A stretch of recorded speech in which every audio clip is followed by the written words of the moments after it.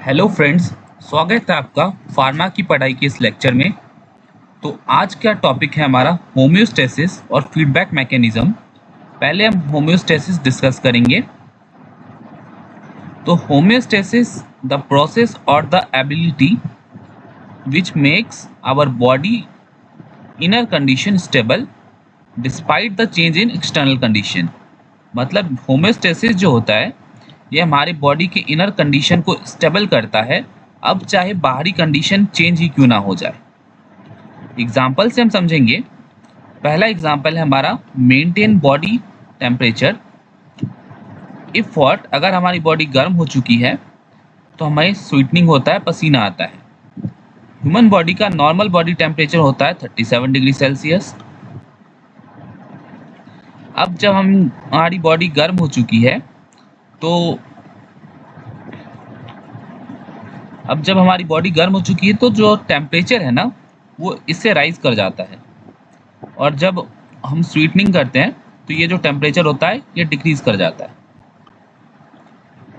तो यहाँ पर जो होम्योस्टेसिस है हमारी बॉडी को वापस उसी कंडीशन में लेकर आ गया जिसमें वो पहले था, मतलब नॉर्मल स्टेट में।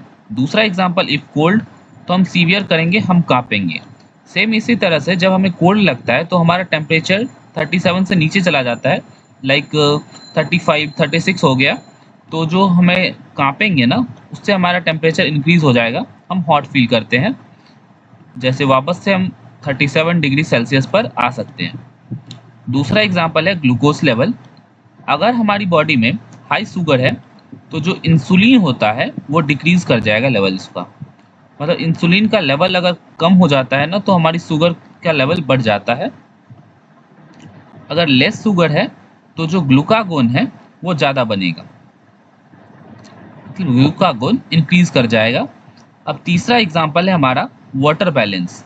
वाटर बैलेंस मतलब अगर हम मोर वाटर टेक करते हैं, पीते हैं, तो हमें ज़्यादा यूरिन आएगा। अगर हम लेस वाटर करते हैं तो हम लेस यूरिन करेंगे। अब आता है हमारा 3 कंपोनेंट जो कि हमें होम्योस्टेसिस में पढ़ना है। होम्योस्टेसिस के 3 कंपोनेंट हैं। पहला है हमारा रिसेप्टर, जिसको हम सेंसर भी कहते हैं। तो रिसेप्टर का काम है डिटेक्ट चेंज इन बॉडी। इससे मतलब है हमारा, अगर मान के चलिए हमें फीवर है तो हमारी बॉडी गर्म हो चुकी है, तो जो उसको सेंस करेगा वो है हमारा रिसेप्टर। रिसेप्टर सेंस करेगा कि हमारी बॉडी गर्म हो चुकी है। फिर आता है हमारा कंट्रोल सेंटर। कंट्रोल सेंटर जो है डिसीजन मेकिंग का काम करती है। रिसेप्टर जो है स्टिमुलस के थ्रू कंट्रोल सेंटर तक ये बात पहुंचाता है कि हमारी बॉडी गर्म हो चुकी है। अब कंट्रोल सेंटर उस पर क्या एक्टिविटी करेगा, मतलब क्या निर्णय लेता है, इसकी बारी आती है। तो यहाँ डिसीजन लिया कंट्रोल सेंटर ने। फिर इसके बाद तीसरा हमारा कंपोनेंट है इफेक्टर। इफेक्टर जो है इसको कंट्रोल सेंटर ऑर्डर देता है, कंट्रोल सेंटर, फिर जाकर वहां पर ये एक्शन शो करता है। डायग्राम से हम समझते हैं। तो होम्योस्टेसिस जो होता है इस कंडीशन में जहां स्वीटनिंग आ रहा है, फैन चल रहा है, मतलब यहाँ टेम्परेचर राइज कर चुका है और ये इसे में भी गर्मी लग रही है, तो या हो सकता है बुखार का भी ये कंडीशन हो सकता है।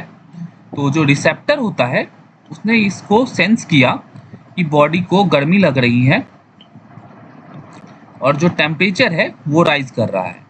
अब जो स्टिमुलस होता है वो कंट्रोल सेंटर तक ये बात ले जाती है। कंट्रोल सेंटर जब वहाँ पर डिसीजन बनाता है कि इस पे करना क्या है, तो जब डिसीजन मेकिंग हो जाता है तो कंट्रोल सेंटर लाता है बात इफेक्टर तक। अब जो इफेक्टर में ये दिख रहा है, यहाँ पर छोटे छोटे वाटर ड्रॉपलेट्स दिख रहे हैं जो स्वीट है, पसीना है हमारा। तो इफेक्टर यहाँ पर स्वीट रिलीज करता है, जिसके कारण जो हमारा बॉडी का टेम्परेचर राइज हो चुका था वापस 37 डिग्री सेल्सियस के कंडीशन में आ जाता है। इसका मतलब होम्योस्टेसिस ऐसी कंडीशन है जो हमारी बॉडी को इनर कंडीशन स्टेबल करने में मदद करता है। अब जो है दूसरा केस है, इसमें बॉडी को ठंड लग रही है, विंटर का टाइम है, सीवियर कर रहा है, तो जो रिसेप्टर होता है वो सेंस करके स्टिमुलस के थ्रू कंट्रोल सेंटर तक ये बात ले जाता है। जब कंट्रोल सेंटर उस पर डिसीजन मेकिंग का काम कर लेती है तो एफेक्टर को कहती है कि आप जो है वहाँ पर मतलब बॉडी को में रिस्पॉन्स शो कीजिए। तो कैसा रिस्पॉन्स शो करेगा? बॉडी हमारी सीवियर करने लगेगी, कांपने लगेगी। इस केस में जो है बॉडी का टेम्परेचर डिक्रीज था पहले से, तो जैसे ही सीवियर किए तो बॉडी का टेम्परेचर राइज कर गया। अब आता है हमारा फीडबैक मैकेनिज्म। तो feedback mechanism is a regulatory system in which the output of a process influences the activity of the system to maintain homeostasis। तो फीडबैक मैकेनिज्म एक रेगुलेटरी सिस्टम है जो कि output of a process influences the activity of the system to maintain homeostasis.